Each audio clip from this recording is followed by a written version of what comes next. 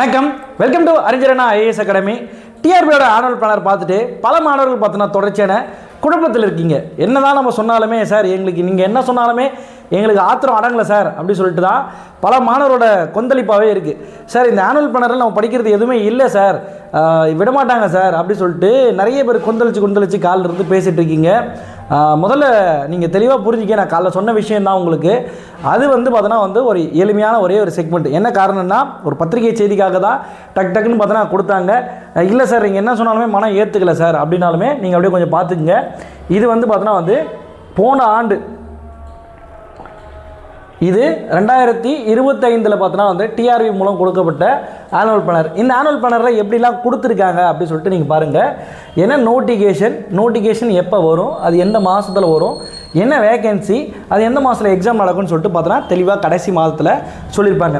அதே போல் 9 நோட்டிஃபிகேஷன் சொன்னாங்க. என்ன வேகன்சி, என்ன செக்மெண்ட்டு ஃபுல்லாக போய் போட்டுருந்தாங்க. அப்படியே கடைசி நீங்கள் பார்த்தீங்கன்னு வச்சுங்க, ஏதாவது சொல்லியிருக்காங்களா அப்படி சொல்லிட்டு பார்த்தீங்கன்னா கடைசியில் உங்களுக்கு எதுவுமே சொல்லியிருக்க மாட்டாங்க. பாருங்கள், கடைசி வாரத்தில் எதுவுமே சொல்லியிருக்க மாட்டாங்க. ஆனால் இப்போ கொடுத்துருக்க புதிய நோட்டிஃபிகேஷன், இப்போ நமக்கு வந்திருக்க நோட்டிஃபிகேஷன் நீங்கள் தெளிவாக பார்த்தீங்கன்னா என்ன வேகண்ட்டு அப்படின்ற விஷயம்லாம் பார்த்தோன்னா சொல்லியிருக்க மாட்டாங்க. ப்ளஸ் அடிஷ்னலாக கீழே பாருங்கள், இது ஒரு டெண்டரிவேட்டியான கீ தான்.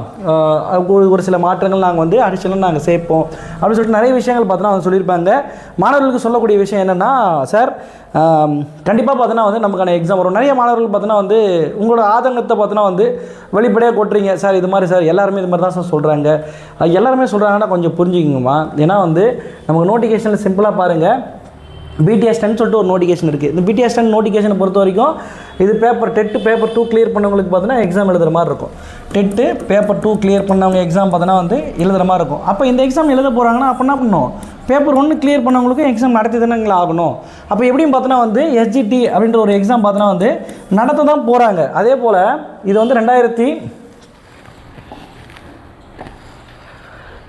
இந்த பிளாக் எஜுகேஷன் ஆஃபீஸர் அப்படின்ற ஒரு ஆஃபீஸர் இங்கே பாருங்க, பிடி அசிஸ்டன்ட்ன்ற ஒரு எக்ஸாமு 2025 7வது இடத்துல பார்த்தோன்னா உங்களுக்கு இருக்கும். 7வது இடத்துல கொடுத்துருக்காங்க இந்த நோட்டிஃபிகேஷன். நீங்கள் பாருங்கள், 7வது இடத்துல கொடுத்த நோட்டிஃபிகேஷன் நமக்கு என்னது, செப்டம்பர் மாதம் நோட்டிஃபிகேஷன் வரணும், டிசம்பர் மாதம் எக்ஸாம் நடத்தணும்னு சொல்லிட்டு சொல்லியிருந்தாங்க. ஆனால் கடைசி பார்த்தோன்னா அதை நடத்தலை. அதுக்கு பதிலாக என்ன பண்ணியிருக்காங்கன்னா இந்த வருஷம் பார்த்தோன்னா மாறி இருக்குது. அதே பிளாக் எஜுகேஷன் ஆஃபீஸர் பார்த்தோன்னா நவம்பர் மாதம் நோட்டிஃபிகேஷன் மார்ச் மாதம் எக்ஸாம் நடத்தணும்னு சொல்லிட்டு சொல்லியிருந்தாங்க. ஒரு சில காரணங்களால் பார்த்தோன்னா நோட்டிஃபிகேஷன் வரல. ஆனால் 51 வேகன்சின்னு சொல்லிட்டு பார்த்தோன்னா சொல்லியிருக்காங்க. ஆனால் இப்போ இருக்கிற புதிய ஆனுவல் பிளானரில் அதை பற்றி சொன்னாலும் என்ன பண்ணிட்டீங்க, சரி எக்ஸாம் நடக்காதுன்னு சொல்லிட்டு சொல்கிறீங்க. அதில் இந்த ஆனுவல் பிளானரை பொறுத்த வரைக்கும் ஒரு டெண்டரிவேட்டிவான ஆனுவல் பிளானராக தான் இருக்குது. அதனால் மாணவர்கள் தொடர்ச்சியாக நீங்கள் என்ன பண்ணுங்க, எஸ்டி எக்ஸாம் படிக்கிற மாணவர்கள் எஸ்டிடி எக்ஸாமுக்கு படிக்க ஆரம்பிச்சிருங்க. அதே பிஓ எக்ஸாமுக்கு படிக்கிற மாணவர்கள் பார்த்தோன்னா தொடர்ச்சியாக ஏற்கனவே படிச்சிருக்க மாணவர்கள் நீங்கள் தொடர்ச்சியாக படிச்சுட்டே இருங்க. நான் சிம்பிளாக கேட்குறேன், சார் இல்லை சார் நான் படிக்கலை, எனக்கு இது மாதிரிலாம் இருக்குதுன்னு சொல்லிட்டு நீங்கள் படிக்கலன்னு சொல்லிட்டு எக்ஸாம் மட்டும் நீங்கள் விலகிட்டீங்கன்னு வச்சுக்கோங்க. இப்போ நீங்கள் விலகிறீங்க, மார்ச் மாதம் பிஓ எக்ஸாம் எடுக்கணும். நோட்டிஃபிகேஷன் பார்த்தோன்னா நோட்டிஃபிகேஷன் வந்துடுச்சு. இப்போ நோட்டிஃபிகேஷன் வந்ததுக்கப்புறம் உங்களால் திருப்பி அந்த பழைய ஃபார்முக்கு நீங்கள் வர முடியுமா? இப்போ நீங்கள் இந்த ஃபார்முக்கு வர்றதுக்கு நீங்கள் எவ்வளோ கஷ்டப்பட்டீங்கன்றதை நீங்கள் ஃபஸ்ட்டு புரிஞ்சுக்கணும்.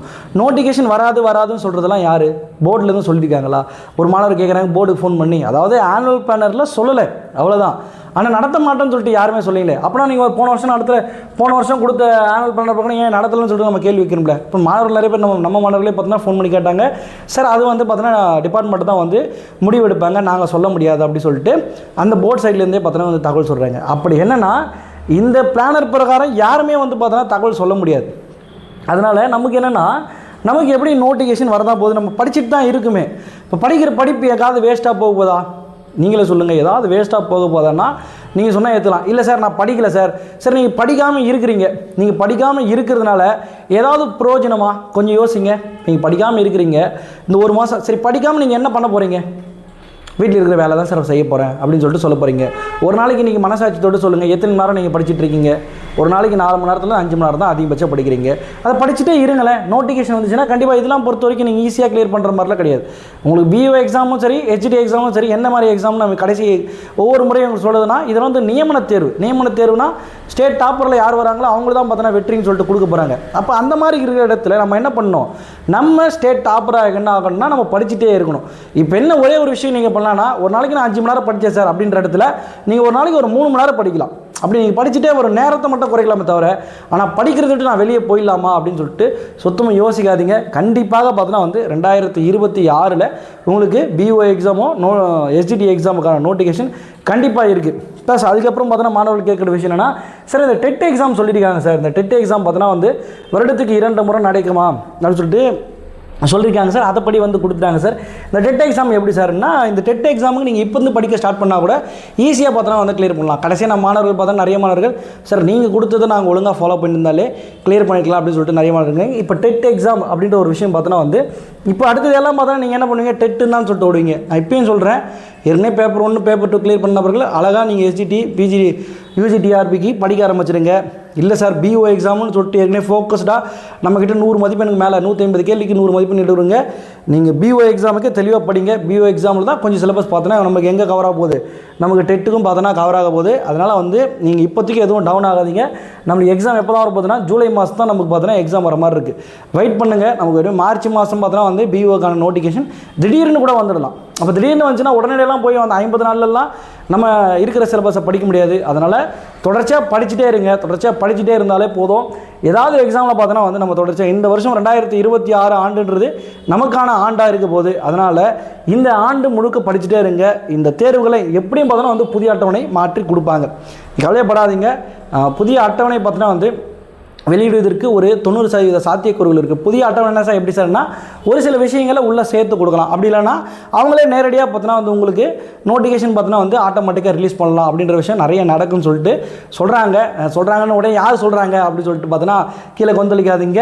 இதுதான் இயல்பு. கடைசி லாஸ்ட் வருஷம் பார்த்தோன்னா போன வருஷம் பார்த்தோன்னா டெட் எக்ஸாம் நடத்துவோம்னு சொல்லிட்டு அவங்க சொல்லவே இல்லை. ஆனால் என்ன பண்ணிட்டாங்க, நடத்துவாங்க சொல்லிட்டு மாணவர் சைட்லேருந்து கோரிக்கை வைக்கும்போது ஆட்டோமேட்டிக் என்ன பண்ணிட்டாங்க, அவங்க பார்த்தோன்னா எக்ஸாம் வச்சு கொடுத்துட்டாங்க. அதே போல் தான் நம்மளோட இங்கே லோக்கல் என்ன நடக்குதுன்றது எல்லாருமே பார்த்தோன்னா மேலே வரைக்கும் பார்த்தோன்னா கவனிச்சுட்டு தான் இருக்காங்க. மாணவர்களோட என்ன தேவை அப்படின்றத புரிஞ்சு கண்டிப்பாக பார்த்தோன்னா உங்களுக்கான எக்ஸாம்ஸ் இருக்கும். இது பிஓ எக்ஸாம்ன்றது 2025 நடக்க வேண்டிய எக்ஸாம் கண்டிப்பாக இந்த வருஷம் உங்களுக்கு நடக்கும். அதனால் வந்து டவுன் ஆகாமல் படிச்சுட்டே இருங்க.